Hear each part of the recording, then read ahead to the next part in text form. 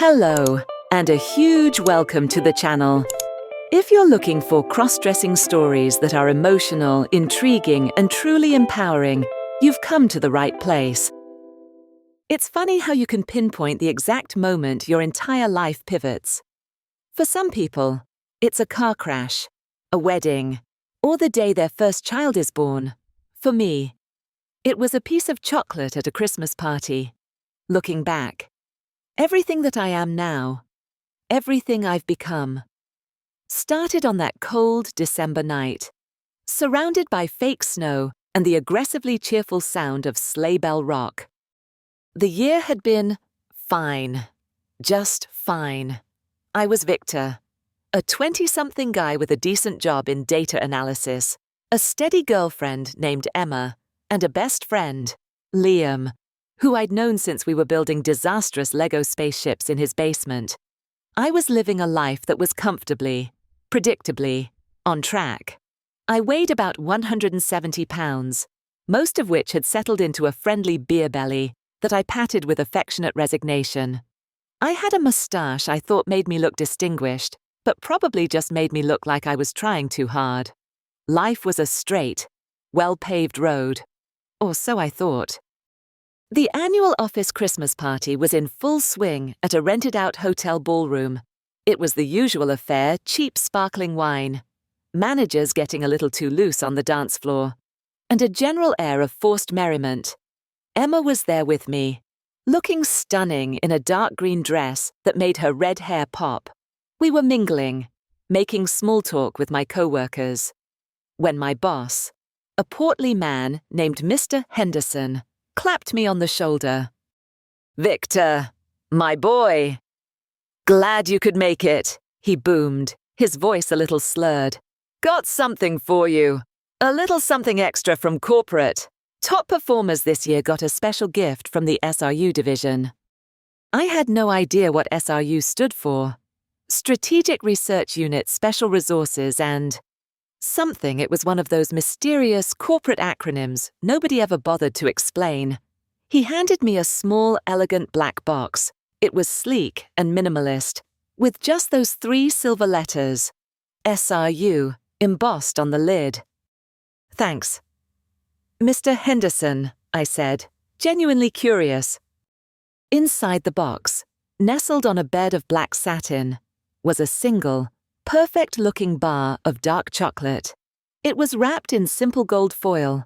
Attached to it was a small, stiff card with a typed message, "A unique experience, tailored just for you, from SRU." "Wow, fancy," Emma said, peering over my shoulder. "Just for you. What did you do to deserve that?" "Exceeded my quarterly targets." "I guess." I shrugged, though it still felt odd.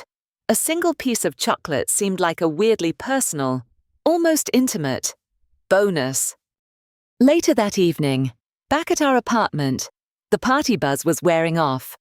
We were getting ready for bed, the faint scent of pine from our small Christmas tree filling the air. I'd placed the box on my nightstand. "Are you going to eat your mysterious super chocolate?" Emma asked, pulling her hair back into a ponytail. "Might as well," I said, "be ashamed to let it go to waste." I unwrapped the foil. The chocolate was dark, almost black, and smelled incredible rich and earthy, with a hint of something I couldn't quite place, something floral and exotic. I broke off a piece and popped it in my mouth. The flavor was intense, unlike any chocolate I'd ever had. It wasn't just sweet, it was complex, with layers of bitterness and a strange, warming sensation that spread through my chest as I swallowed it. It was so good that I finished the entire bar in a few more bites. "Well, did you have a unique experience?" Emma teased as she slid into bed. "It was just really good chocolate," I mumbled, my mouth still tingling. "Really? Really good." I didn't think anything more of it. I kissed her goodnight, turned off the light, and fell asleep. And that's when it started. The dream wasn't like my usual dreams, which were chaotic, nonsensical montages of work stress and forgotten errands. This was different. It was lucid, hyper-realistic, and deeply unsettling. In the dream, I was standing in front of a full-length mirror in a room filled with soft, white light, but the reflection staring back at me wasn't quite me. It was as if I was watching a time-lapse video of a sculpture being subtly reshaped. The reflection's shoulders seemed to narrow, the jawline softening. The light dusting of hair on my chest faded away, leaving the skin smooth and clear.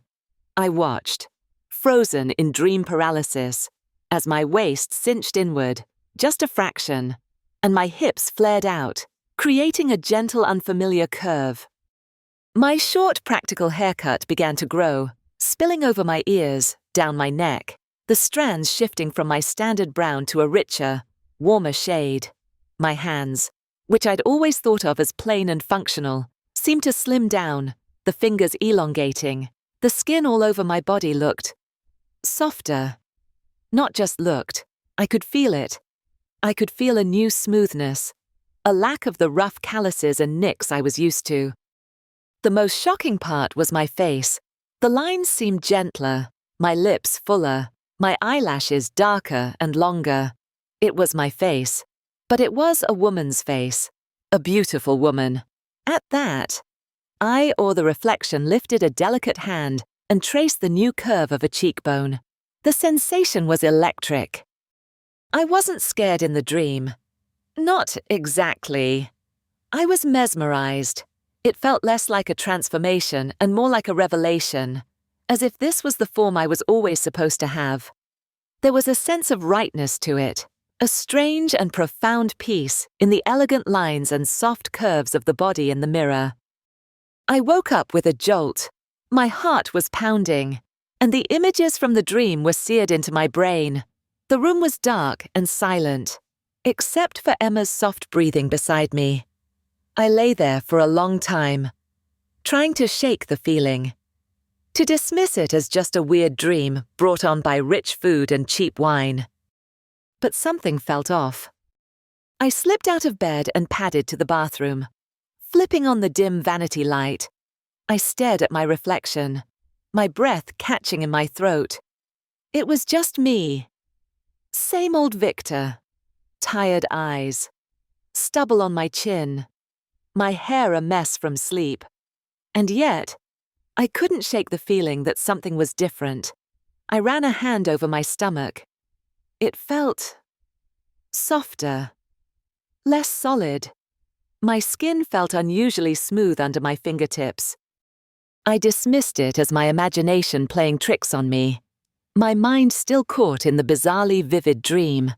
But as I stood there, a wave of dizziness washed over me, and I had to grip the edge of the sink. It was a strange sensation, like a subtle hum of energy under my skin, a feeling of lightness in my bones that wasn't there when I went to sleep. I took a deep breath, splashed some cold water on my face, and told myself to get a grip. It was just a dream. It was just a piece of chocolate. But as I climbed back into bed, a sliver of fear, mingled with an undeniable and terrifying spark of curiosity, lodged itself deep in my gut. I had the chilling premonition that the straight, well-paved road I'd been walking on had just taken a very sharp, very unexpected turn. The year was about to end, but I felt like my story was just beginning, and I had no idea who the main character was going to be. The first couple of months of the new year, January and February, were a period of subtle denial. Life went on as usual. I went to work. I hung out with Liam. I had date nights with Emma. On the surface, nothing had changed. But underneath, the strange hum that started on Christmas night continued, a low-frequency vibration just beneath the surface of my reality. The first concrete thing I noticed was my appetite, or lack thereof. I'd always been a guy who could put away a whole pizza by himself. Suddenly, I'd get full after 2 slices. I stopped craving greasy burgers and beer, finding myself more interested in salads and lighter fare. Emma was thrilled. "Wow, look at you on a health kick," she said one night, as I picked at a chicken salad while she ate pasta. "New year. New you, huh? I just shrugged, not wanting to admit that the thought of heavy, greasy food made my stomach churn. The weight started to come off without any real effort. My work pants started feeling loose around the waist. The friendly beer belly I'd sported for years began to recede. Slowly at first, then with startling speed. By the end of March, I'd stepped on the scale and was shocked to see it read 145 pounds. I hadn't weighed that little since college. I'd lost 25 pounds in 3 months without setting foot in a gym. "You look great." "Vic," Liam commented one Saturday while we were watching a football game at his place, "whatever diet you're on, it's working. You should give me the details." "No diet," I said, feeling a familiar twinge of unease. "Just eating less, I guess." He accepted it easily enough. But I couldn't. I knew this wasn't normal. The changes weren't just about weight. My body composition was shifting in ways I couldn't explain. The softness I'd felt that first night was becoming more pronounced. My skin, especially on my arms and chest, felt smoother, the hair finer. One morning, while I was shaving, I paused and really looked at myself. The mustache I'd been so proud of suddenly looked ridiculous. A coarse, dark smudge on a face that was beginning to look gentler. My jawline seemed less sharp, my cheeks a little less angular. On a sudden, inexplicable impulse, I lathered up my upper lip and shaved it clean off. I stared at the stranger in the mirror, without the mustache. My mouth looked fuller, my face more open. It was a dramatic improvement. When Emma saw me, her eyes widened. "Oh my God, Victor!" "You shaved it," she exclaimed. She came closer, touching my upper lip. "Wow, you look so much younger.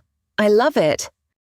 Her approval was a relief, but it also felt like another step down a path I didn't understand.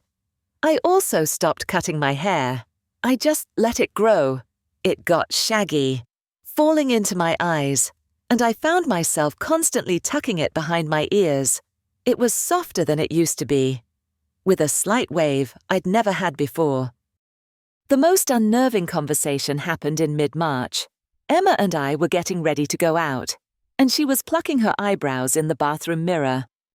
"You know," she said, squinting at my reflection behind hers, "your eyebrows are getting really bushy. Since you're embracing this new, less hairy look, you should let me clean them up for you." My immediate gut reaction was, "No way. Guys don't get their eyebrows done." But then I looked at my own reflection. She was right. They were unruly, and compared to the rest of my softening features, they looked harsh. "I don't know. I hesitated. "Oh, come on. I won't make them all thin and arched. Just a little shaping. A unisex look. It'll frame your face better," she insisted, holding up the tweezers like a surgeon with a scalpel. I don't know why I agreed. Maybe it was curiosity. Maybe it was because a part of me, a deep, hidden part, wanted to see what would happen. I sat on the edge of the bathtub while she went to work. The quick, sharp sting of the tweezers was uncomfortable, but I gritted my teeth. She was meticulous, pulling a hair here, a hair there, stepping back to assess her work. When she was done, she handed me a mirror. The difference was subtle but significant. My brows were neater, with a clean, gentle arch that did, as she'd predicted, frame my eyes. It made my eyes look bigger, more expressive. It was another small chip away from the man I used to be. These physical changes were accompanied by a shift in my senses. My sense of smell seemed to heighten. I could pick up the scent of Emma's perfume from across the room, the smell of rain on hot pavement, the faint aroma of coffee from the kitchen in the morning. Foods tasted more intense. My skin became incredibly sensitive. The rough fabric of my old jeans felt abrasive, and I started favoring softer chinos and t-shirts. A casual touch from Emma on my arm would send a pleasant tingle through my entire body. I tried to rationalize it all. The weight loss was from eating better. The skin changes were from better soap. The new sensitivity was just in my head. I was living in a state of willful ignorance, acknowledging each change as it happened, but refusing to connect the dots. To admit that something fundamental and strange was happening to me felt like stepping off a cliff. But the inner dialogue was constant. I'd look at my hands on the keyboard at work and think, they look so much slimmer. I'd catch my reflection in a shop window and be startled by the softer silhouette. The dream from Christmas night replayed in my head constantly, not as a memory, but as a prophecy slowly coming true. I was split in two. Half of me was terrified, clinging to the familiar identity of Victor, the data analyst, the boyfriend, the regular guy. That half of me wanted to start chugging beer and eating steak, to lift weights until my muscles burned, to do anything to stop this slide into something else. But the other half, the quiet, watchful part of me, was captivated. There was a strange, illicit thrill in seeing my body change. A part of me liked the feeling of being lighter, more graceful. A part of me liked the way my face looked without the mustache, with neatly shaped brows. It was a secret, shameful pleasure that I couldn't admit to anyone, least of all myself. I was becoming a stranger to myself, and the most frightening part was that, in the deepest, most hidden corners of my heart, I think I was starting to like what I was seeing. The fear was real, but so was the dawning, terrifying excitement. By April, the subtle shifts had given way to changes that were impossible to ignore. The battle inside my head intensified, turning from a quiet unease into a full-blown internal war. The man I had always been was losing ground, and a new, bewildering identity was starting to assert itself with terrifying force. The numbers on the scale were the first undeniable piece of evidence. I had dropped to 135 pounds. I took my measurements one night, my heart thudding with a mixture of dread and morbid curiosity. My waist, which had once been a comfortable 34 inches, was now down to 29. My hips, however, seemed to be going in the opposite direction. I measured them 3 times, unable to believe the tape. 36 inches. I had never had hips before. My body had always been a straight line from my shoulders down. Now, there was a definite gentle curve. It was the sight in the mirror. Though, that truly sent me into a spiral. I'd gotten into the habit of examining my body every morning, a secret ritual of discovery and dread. One morning in late April, I was standing in front of the bathroom mirror after a shower, toweling off. When I saw it, my chest wasn't flat anymore. There were small, firm mounds of flesh that hadn't been there before. When I touched them, they were tender, and I could feel a hard little knot, like a pea, under each nipple, breast buds, and between them, the barest hint of a shadow, the beginning of a cleavage. Panic, cold and absolute, seized me. This wasn't just weight loss or softer skin. This was my body fundamentally changing its shape, its very nature. I stumbled back from the mirror, my breath coming in ragged gasps. I wrapped the towel tightly around my chest, as if I could hide the change from myself. I'm losing my masculinity. I whispered to the empty room, the words tasting like ash in my mouth. It felt like I was being erased, like the Victor I knew was dissolving, and I didn't know what would be left in his place. For a week, I was a wreck. I avoided looking at myself without a shirt on. I wore baggy sweaters, even as the spring weather warmed up, trying to conceal the terrifying new contours of my torso. I tried to fight back. I went to the grocery store and bought steak, beer, and potatoes, all the manly foods I'd lost my taste for. I forced myself to eat them, but my body rebelled. The heavy food sat like a rock in my stomach. making me feel sluggish and sick. I tried to do push-ups in the living room to reclaim some sense of strength and solidity, but my arms felt strangely weak, my body lighter and less powerful than I remembered. It was like trying to pilot a vehicle I no longer knew how to operate. But then, slowly, something began to shift within me. The panic, which had been a roaring fire, subsided into a low, simmering anxiety, and in its place, another emotion began to grow, one that I was deeply ashamed of: fascination. After that first week of terror, I started looking at myself again. I would stand in front of the mirror and trace the new lines of my body. I'd turn to the side, examining the swell of my hips, the curve of my backside that was now fuller and rounder. I'd look at my chest and see not a horrifying deformity, but the beginning of an elegant, feminine shape. My face was changing daily. My eyes seemed larger, my lips plumper.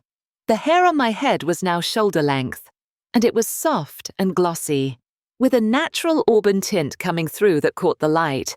One evening, I was washing my face and found myself staring at my reflection for a long time. Without thinking, I gathered my long hair and piled it on top of my head with one hand, letting a few tendrils fall around my face. The person looking back at me was pretty. There was no other word for it. It was a soft, androgynous face that leaned more toward feminine than masculine. And I liked it. That realization was a thunderclap. I, Victor, a man, liked looking feminine. The admission, even just to myself, felt like a monumental betrayal of everything I was supposed to be. But it was also the truth.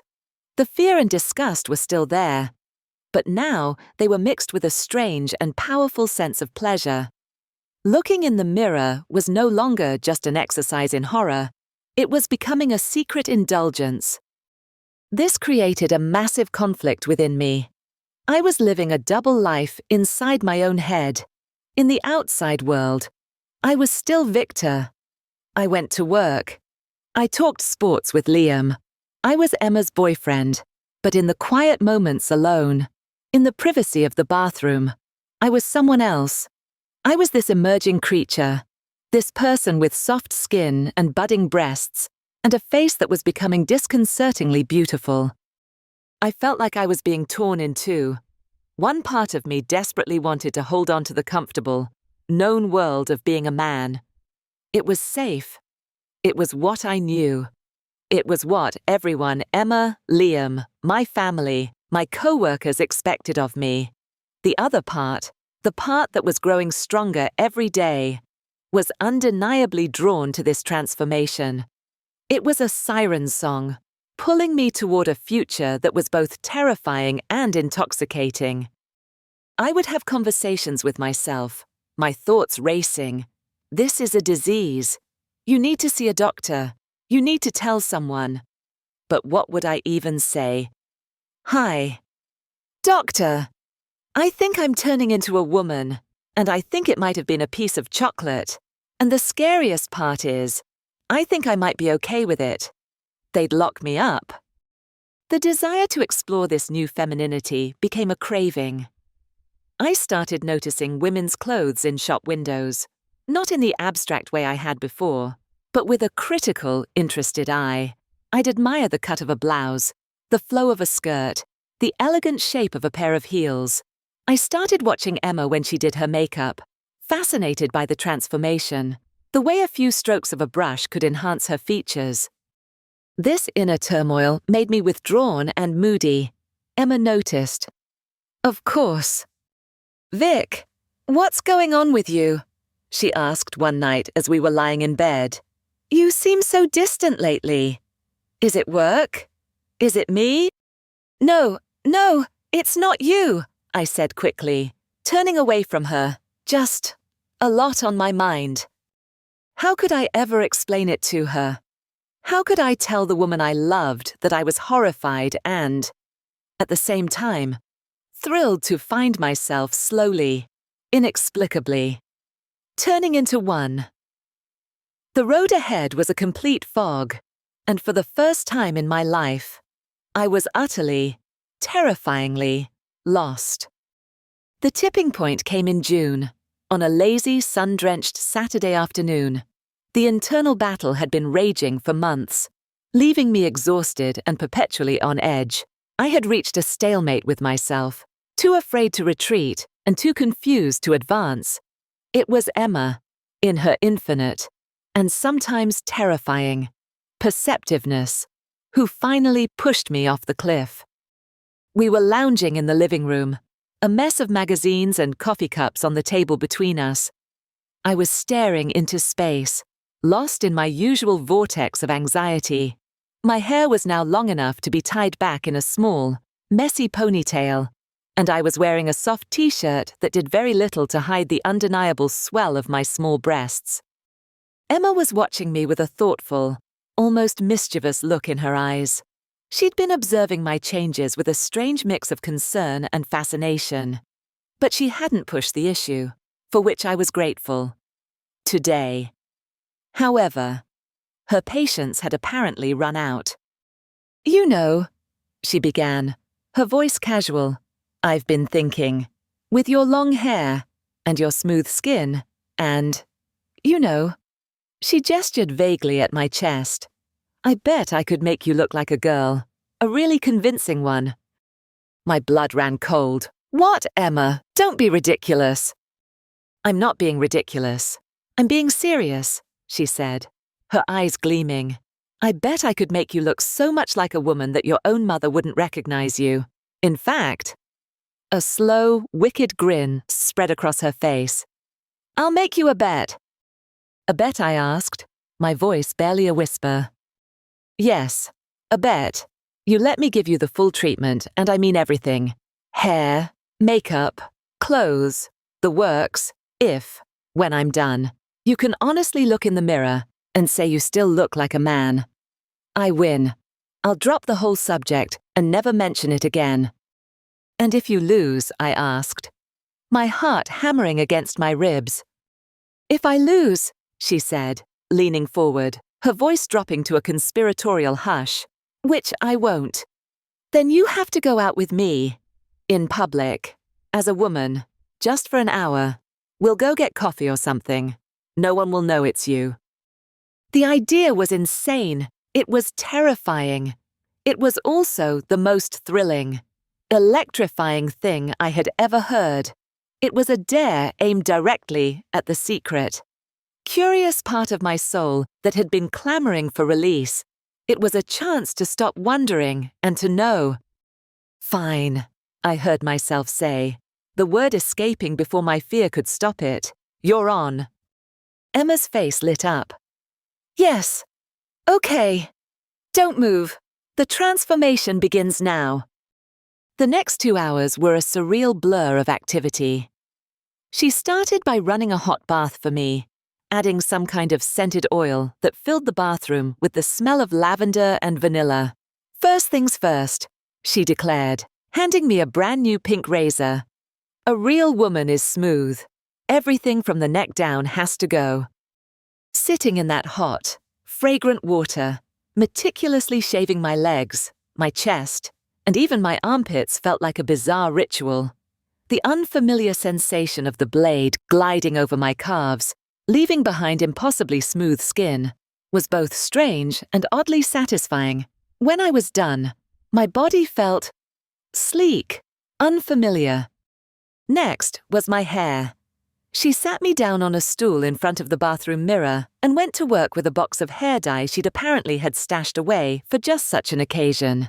"This auburn shade will bring out the green in your eyes," she explained, her fingers working the cool, chemical-smelling dye through my long hair. After rinsing it out, she spent what felt like an eternity blow-drying it, using a round brush to give it volume and a soft, feminine wave that curled just below my shoulders. "Now for the details," she chirped, pulling out a full manicure set. She filed my nails into a neat, rounded shape and then, to my horror, produced a bottle of glossy, candy apple red nail polish. Emma. No. That's too much, I protested. The bet was for the full treatment. Victor. No backing out now. The feeling of the cool polish being painted onto my fingernails, and then my toenails, was one of the strangest sensations yet. It was so permanent, so overtly feminine. I looked at my hands, with their slender fingers and glossy red tips, and they didn't look like my hands at all. Then came the eyebrows. She tweezed and shaped them with an artist's precision, creating a perfect, elegant arch that completely changed the expression on my face, making me look softer, more questioning. Okay, time for the foundation of any great look, she said, disappearing into our bedroom and returning with a set of her own lingerie. She handed me a lacy, padded push-up bra and a pair of silky black panties. My mind screamed no. This was the line, but the bet was the bet. My hands trembled as I took them. Putting them on was an exercise in humiliation and wonder. The silk of the panties felt incredible against my newly smooth skin. And the bra. The bra was a revelation. It lifted and pushed my small breasts together, creating a shockingly realistic cleavage. It felt tight and confining, but it also made my posture change, forcing me to stand up straighter, to pull my shoulders back. She had me put on a simple white tank top that clung to my new curves, and a pair of her own dark-wash skinny jeans. They were tight, but because of my weight loss and shifted proportions, they fit perfectly, hugging my hips and rear in a way my own pants never had. Final phase, she announced, spinning me around to face the mirror, the face. For the next 20 minutes, she became a painter and my face her canvas. The cool slick of liquid foundation evening out my skin tone. The soft brush of powder. A hint of pink blush on the apples of my cheeks.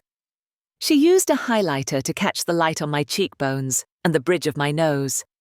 She defined my eyes with a thin black line of eyeliner and a few coats of mascara that made my lashes look impossibly long and dark. The final touch was a swipe of sheer pink lipstick that made my lips look full and moist. Okay, she said, her voice filled with a kind of breathless reverence. It's time. Don't look until I say so. She led me out of the bathroom and positioned me in front of the full-length mirror on our bedroom door. My heart was a drum solo in my chest. I was terrified of what I was about to see. You can look now, she whispered. I lifted my eyes, and the world stopped. The person in the mirror was not Victor, not even close. The person in the mirror was a woman, a stranger, a stunningly beautiful woman with soft auburn hair, wide, dark-lashed eyes, and a gentle, curved body. She was wearing a tank top and jeans, but she wore them with an innate femininity that I couldn't comprehend. I lifted my hand with its glossy red nails, and she mirrored the movement. I turned my head, and she copied me.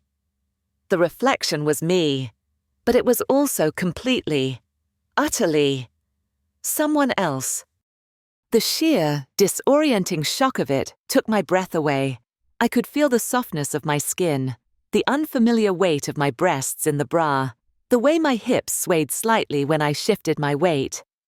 I saw not a man in a costume, but a woman staring back at me, and in her eyes, I saw the same fear, the same wonder, that I was feeling. It was in that moment, staring at that beautiful stranger, that a name popped into my head, unbidden and fully formed. Veronica. Just then, the doorbell rang, shattering the spell.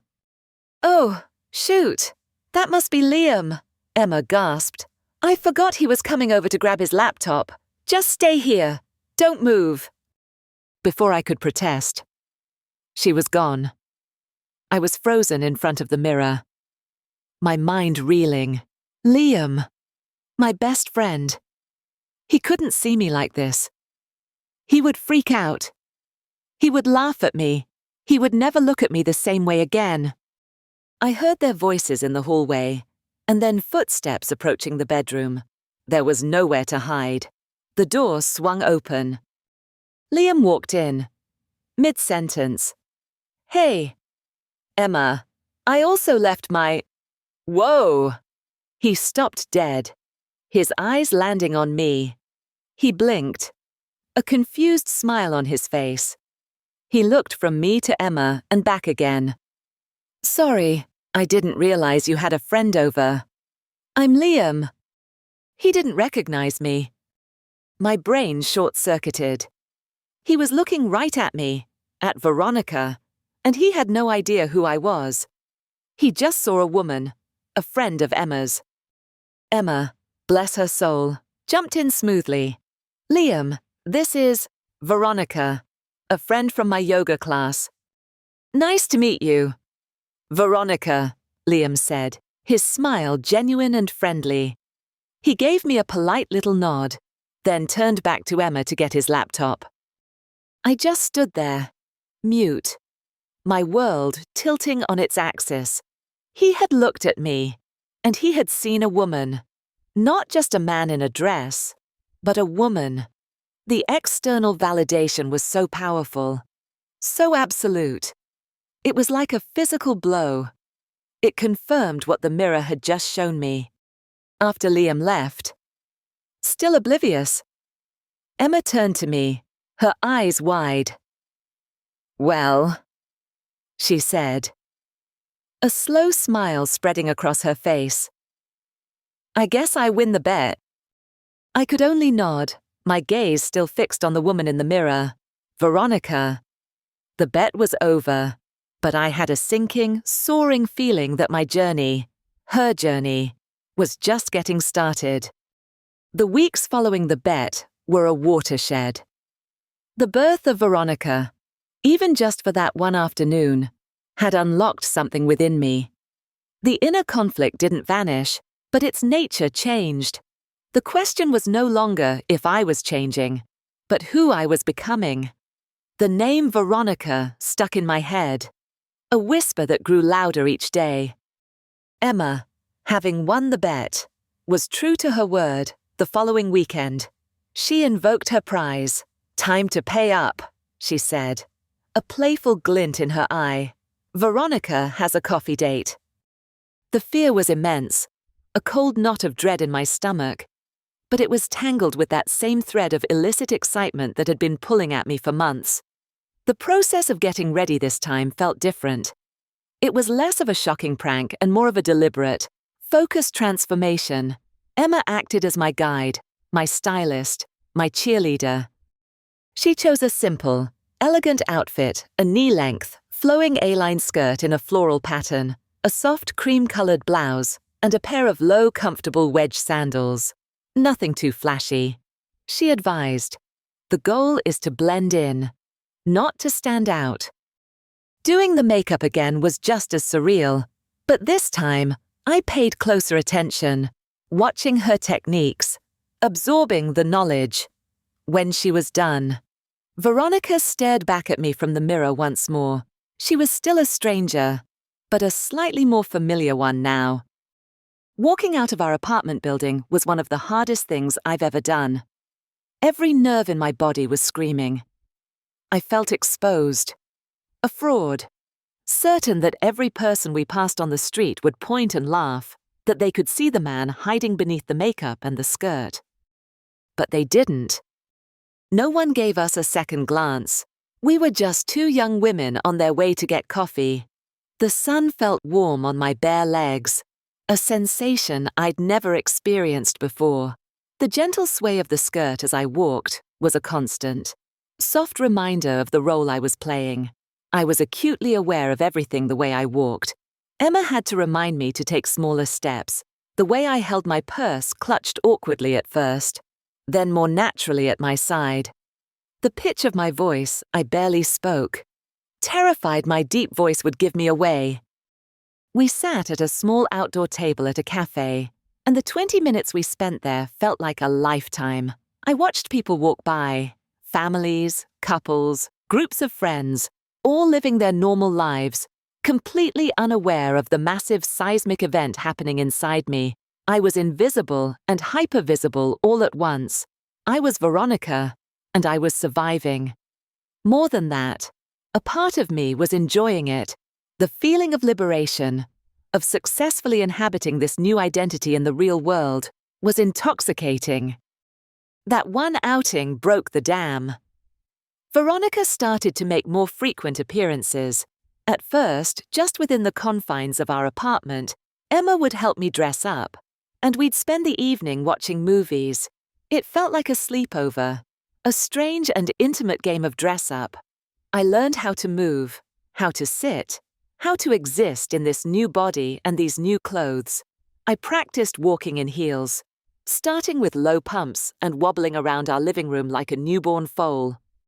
Liam remained a crucial, if unwitting, part of this. He became my litmus test. He'd come over to hang out, and Emma would introduce him to Veronica again.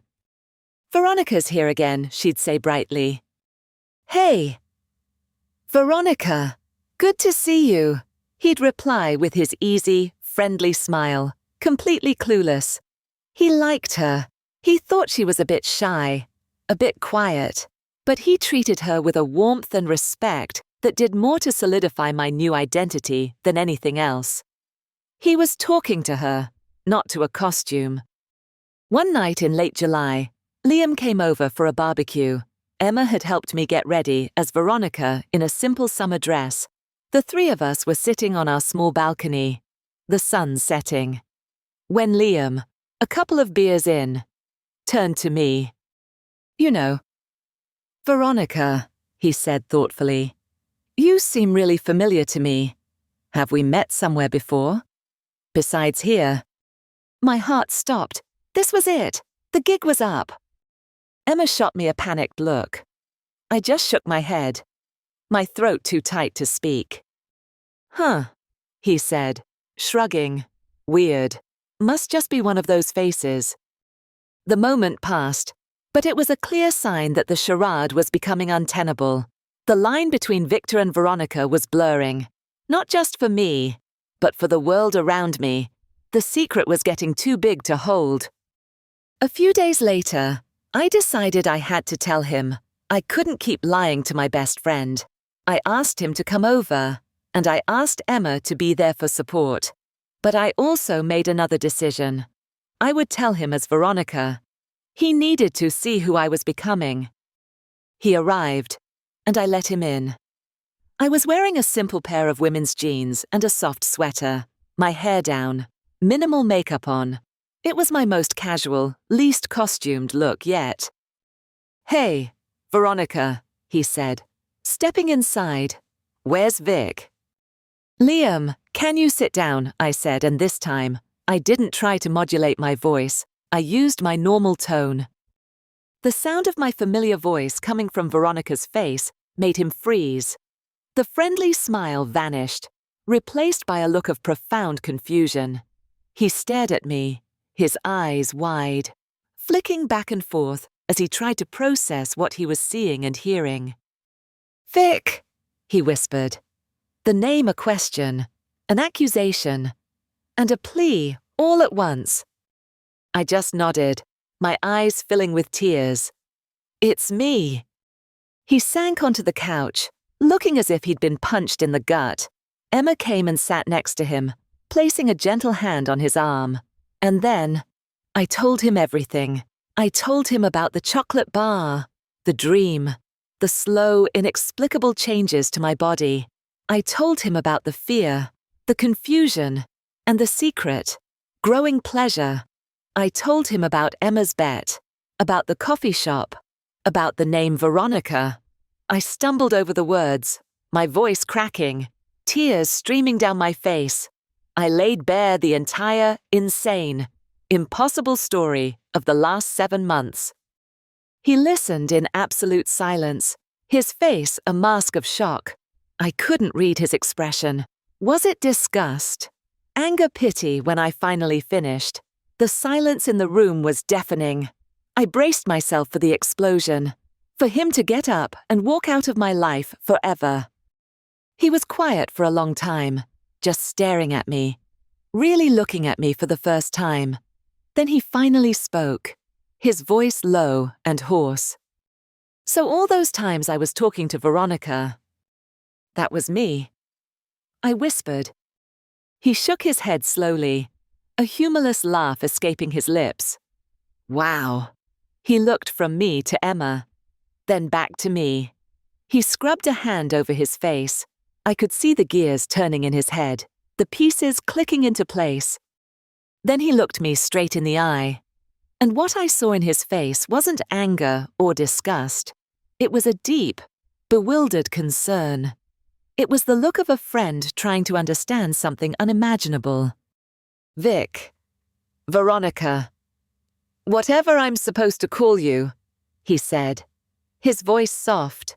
"This is a lot. I'm not going to lie, my head is spinning, but you're still you. You're my best friend." He took a deep breath. "And you look actually really beautiful." The relief that washed over me was so immense. It made me sob. He didn't run. He didn't hate me. He looked at me, at this impossible version of me, and he still saw his friend. He stood up, crossed the room, and pulled me into a hug. It was awkward at first, my new body. His confusion, but then it was just a hug between two friends who had known each other forever. "We'll figure this out," he mumbled into my hair, "Bauta. Whatever this is, we'll figure it out together." And in that moment, I knew he meant it. His acceptance was the final piece of the puzzle. With Emma by my side and Liam still in my corner, I felt, for the first time, that I wasn't a freak or a fraud. I was just me. I was Veronica. And maybe, just maybe, that was going to be okay. August and September were the months the transformation went from cosmetic to fundamental. It was as if my body, having received some kind of psychological green light from the acceptance of my closest friends, decided to complete its project with breathtaking and terrifying speed. The last vestiges of Victor were systematically dismantled and carted away, leaving only Veronica in their place. The physical changes became drastic. The scale dipped to 125 pounds, but it wasn't a sickly weight. My body was reshaping itself, distributing that weight in an entirely feminine way. My waist seemed to shrink even further, cinching down to 26 inches, while my hips and backside swelled to 37 inches, giving me a classic hourglass figure I could never have imagined possessing. My breasts, which had been small and tentative, blossomed. They became full and round, tender to the touch, and undeniably female. I had to go with Emma to be properly fitted for bras. A surreal experience that left me feeling both mortified and strangely validated. Standing in a lingerie department, being measured by a kindly older woman who didn't bat an eye, felt like an official rite of passage into a world I was now permanently inhabiting. But the most profound and irreversible changes were happening below the waist. It started with a strange, persistent ache, a deep internal cramping that I couldn't explain. Then, over the course of a few weeks, I noticed a dramatic alteration in my anatomy. My testicles, which had been shrinking for months, seemed to disappear.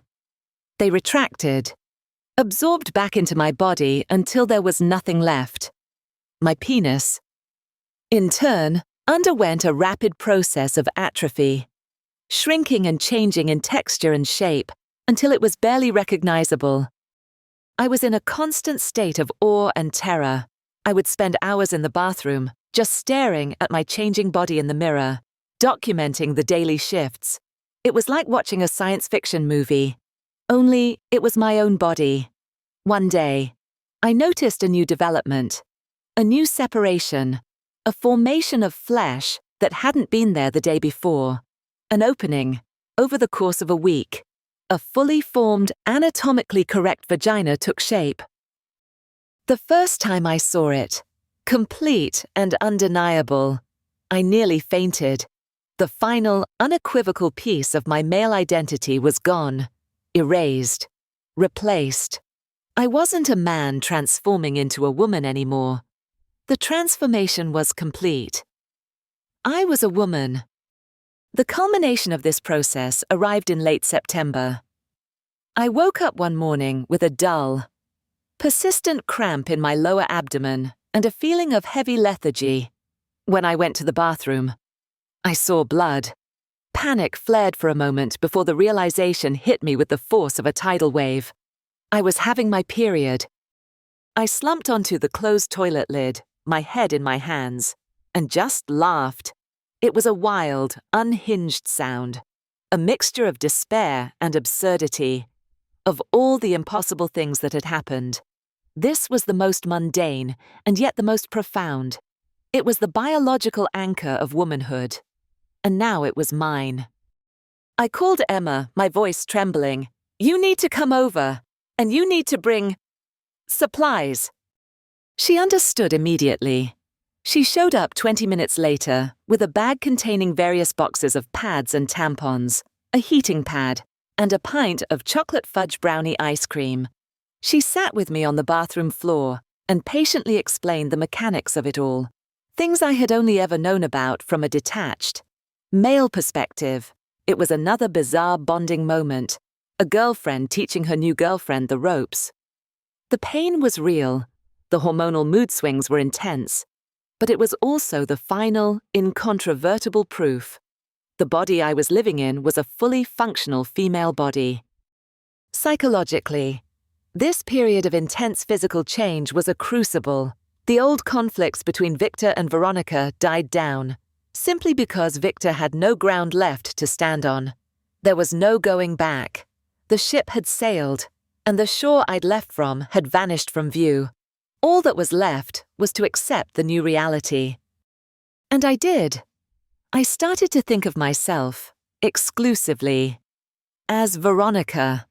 The name felt natural now, comfortable. Saying the name Victor in my head felt like talking about a different person, a brother or an old friend I no longer saw. With this acceptance came a new emotional landscape.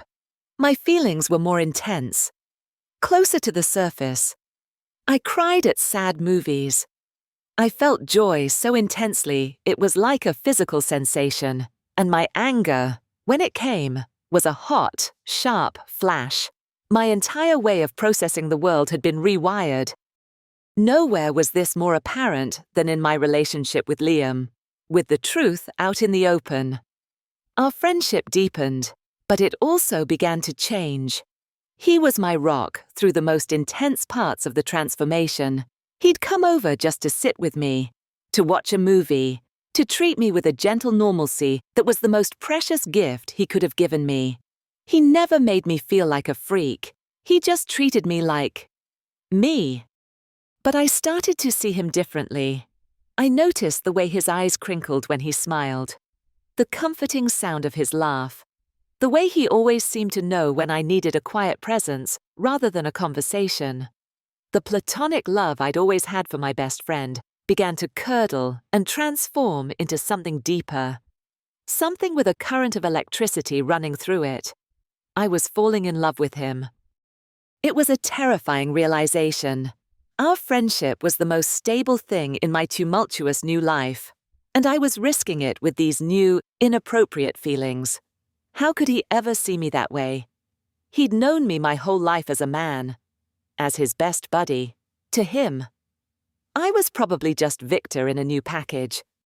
The tension grew between us, a silent, unspoken thing. The easy physical camaraderie we'd once shared was replaced by a charged awareness. A casual brush of our hands would send a jolt through me. I'd catch him looking at me sometimes with an expression I couldn't decipher, a mixture of confusion, wonder, and something else I was too afraid to name. I was Veronica now, in body and in mind. I had a new name, a new anatomy, a new way of experiencing the world. But I was also standing on the precipice of a new and terrifying emotional frontier. with my oldest friend standing on the other side, and I had no idea how to cross the distance between us. As the leaves turned from green to gold that autumn, I began the daunting task of building a new life. The transformation was physically complete, but now I had to integrate Veronica into the real world, beyond the safe cocoon of my apartment and the acceptance of Emma and Liam. The biggest hurdle was my job.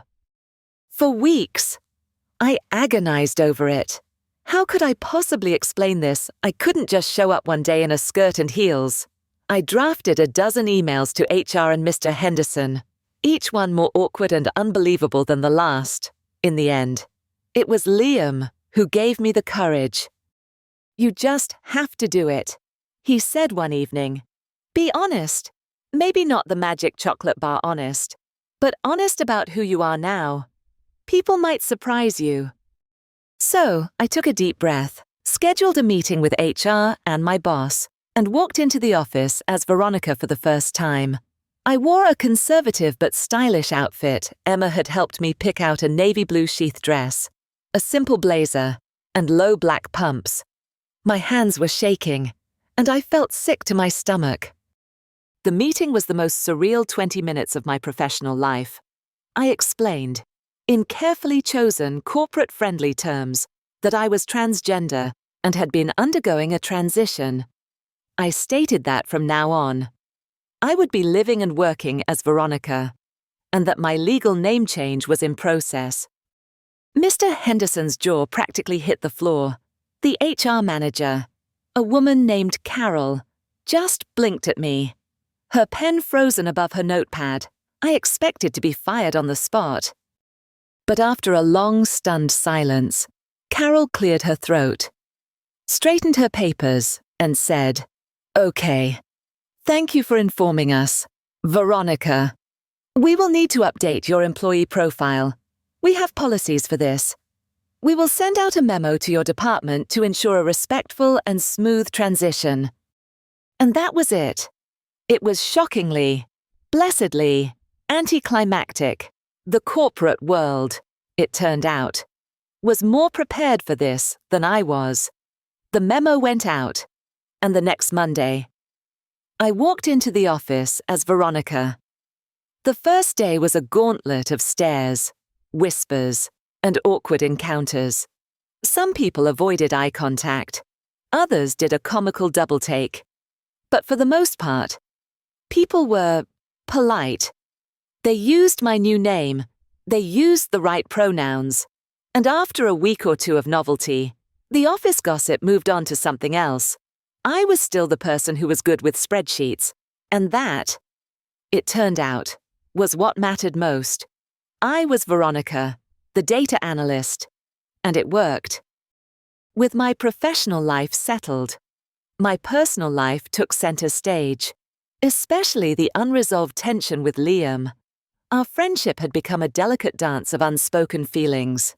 He was my confidant, my biggest supporter, but the romantic undercurrent was becoming an unbearable weight between us. The breaking point came in late October. He had come over to help me hang some pictures. We were standing close together in the hallway, both reaching for the same nail. When our hands brushed, it was a simple, accidental touch. But for me, it was a lightning strike.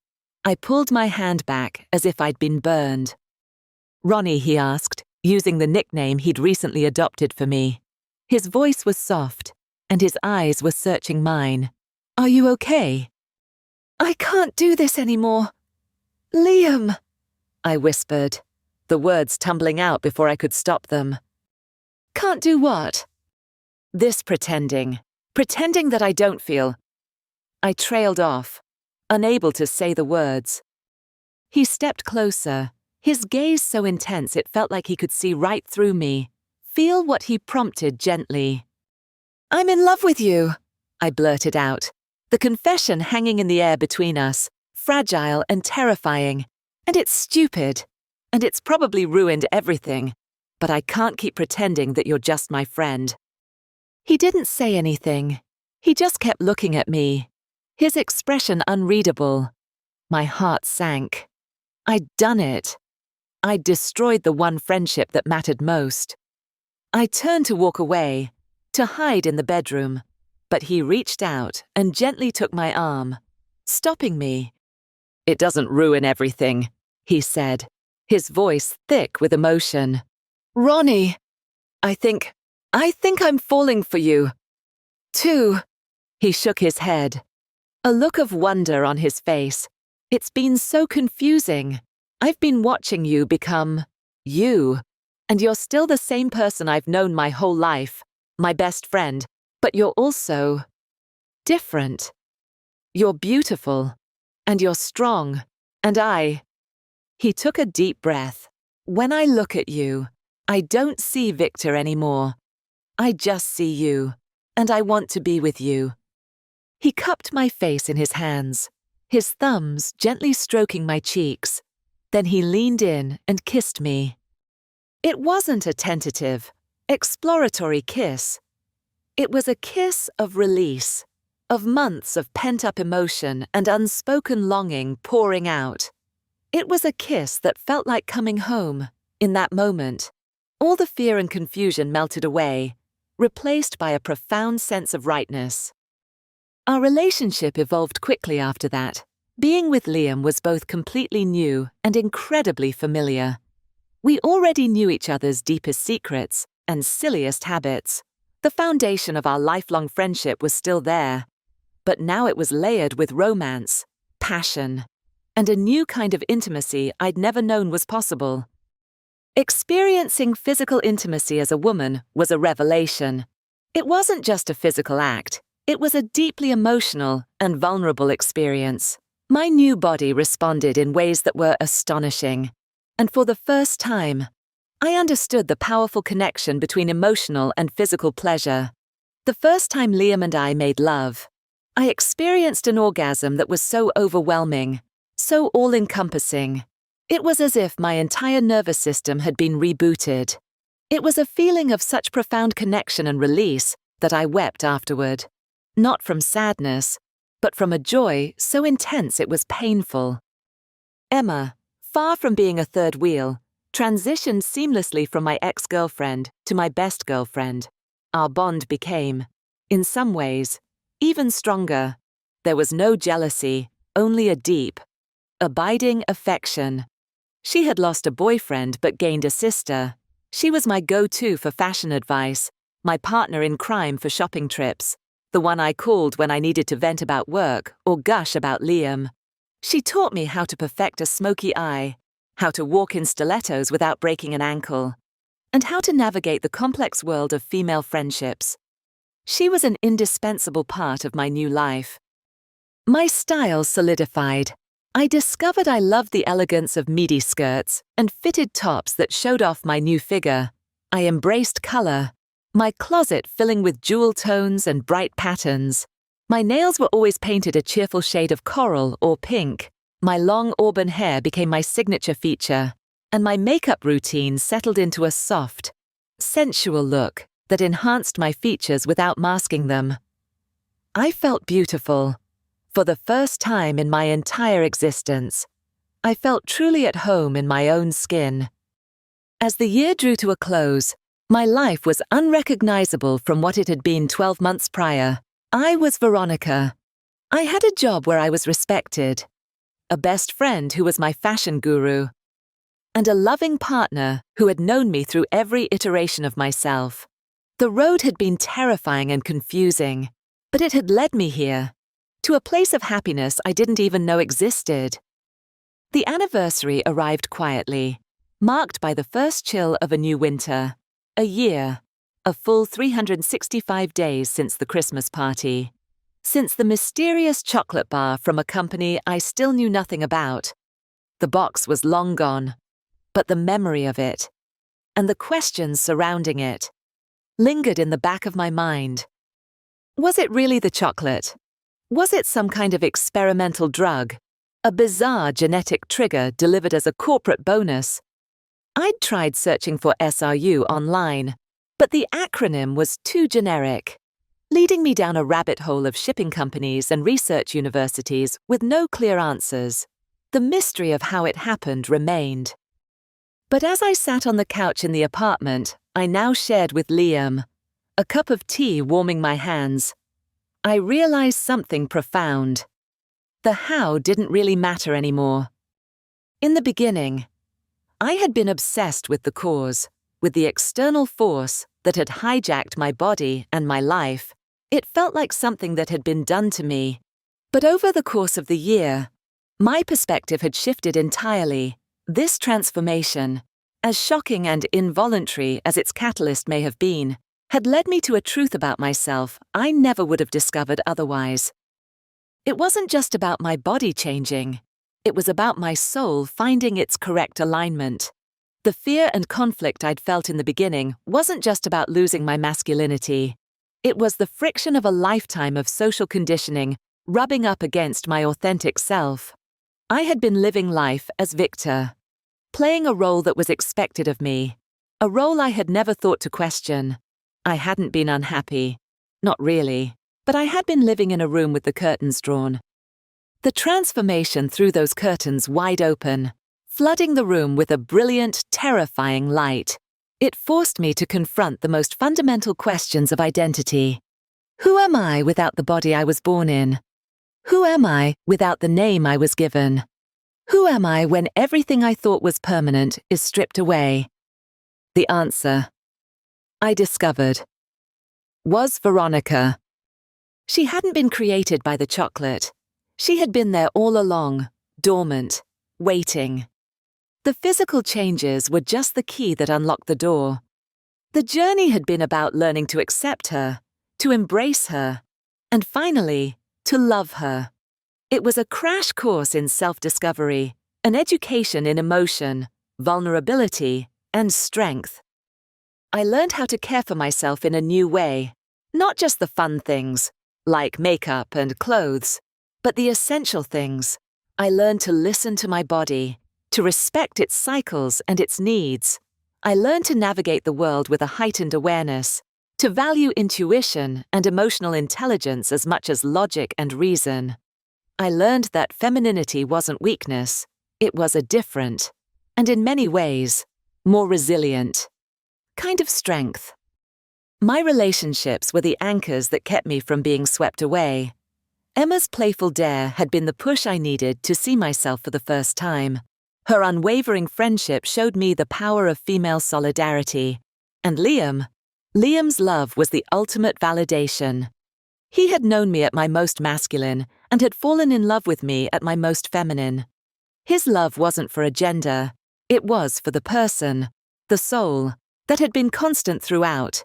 He saw me, the real me, and loved me not in spite of the changes, but because of the woman I had become. As I looked toward the future, there were no more roadmaps. The straight, predictable path I'd been on as Victor was gone forever. Veronica's path was unwritten, a winding trail through a new and beautiful landscape. There would be challenges. I knew, but for the first time, I felt equipped to face them. I was no longer fighting myself. I was whole. The year I became her was the hardest, strangest, most terrifying year of my life.